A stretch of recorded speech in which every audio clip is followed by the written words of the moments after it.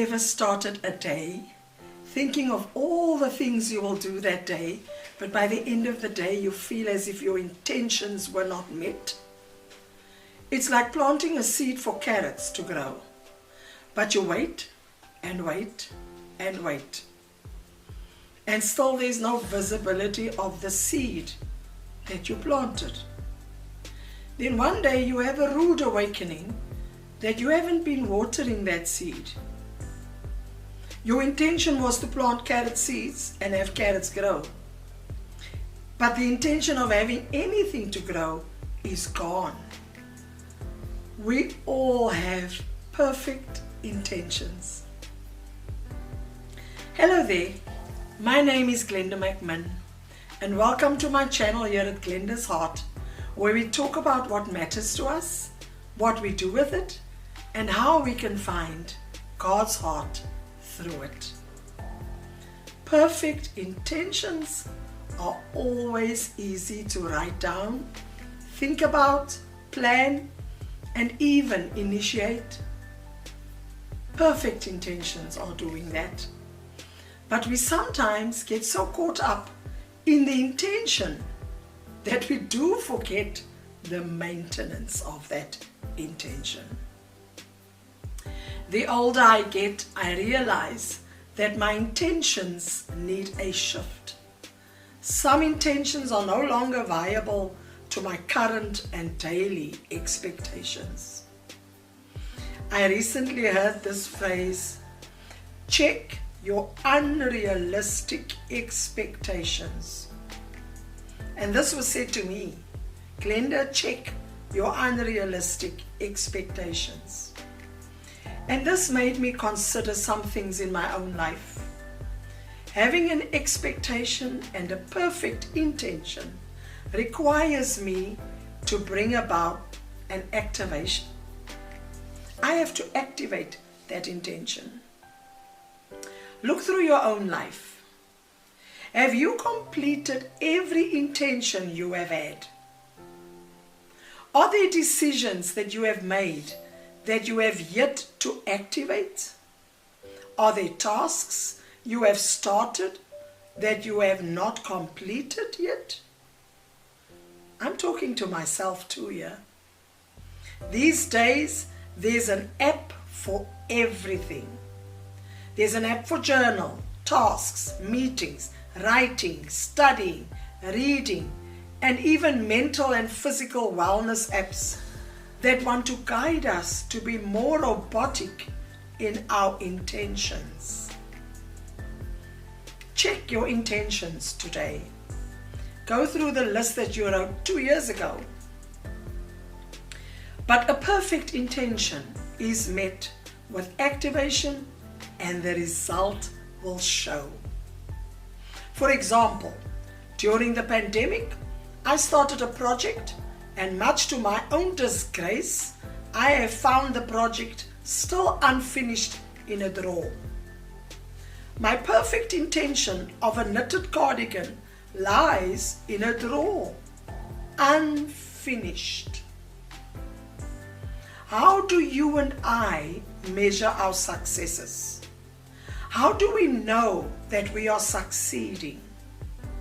Through the basic principle of us knowing and understanding our intention versus our expectation and seeing results of that intention.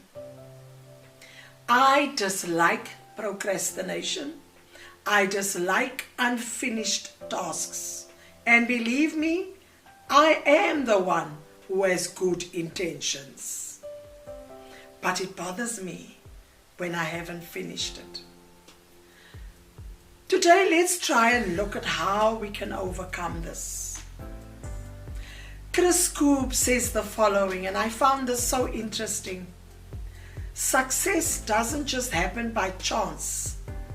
It's the result of intentional planning and deliberate action. Go and check him out on Instagram, on his channel. It doesn't just happen by chance. Success is the result of intentional planning and deliberate action. The difference between those who dream and those who achieve lies in one simple but powerful tool: a written game plan. Right now we're in soccer season, and there's got to be a game plan for the teams. A written game plan is more than just a list of goals. It's a roadmap that keeps you focused, accountable, and motivated. When you and I write down our goals, we are not just making a wish. We are making a commitment to ourselves. It makes me remember Moses receiving the laws from God when he went up to Mount Sinai, and it was carved in stone. It was written down. I always wondered why it had to be written down. Sometimes things have to be written down in my life because I personally would forget about it. But what does the greatest book ever written say when you have an intention? Psalm 37 verse 5 in the NLT translation says it so plainly: commit everything you do to the Lord. Trust Him and He will help you. Now, this does not necessarily mean that all I have to do is pray about it physically on my knees from the heart. The word is commit. I have learned that even when I write down my intentions, God sees that. Going back to old journals recently, I found a journal entry that I had made 7 years ago. I had the intention. I simply wrote it down. But then I activated it by doing the intention slowly, bit by bit. And now it has progressed into a perfect intention. It started with a commitment to nobody else but to myself. Making a commitment with myself is the opposite of planning a coffee date with a friend and I don't pitch up for it.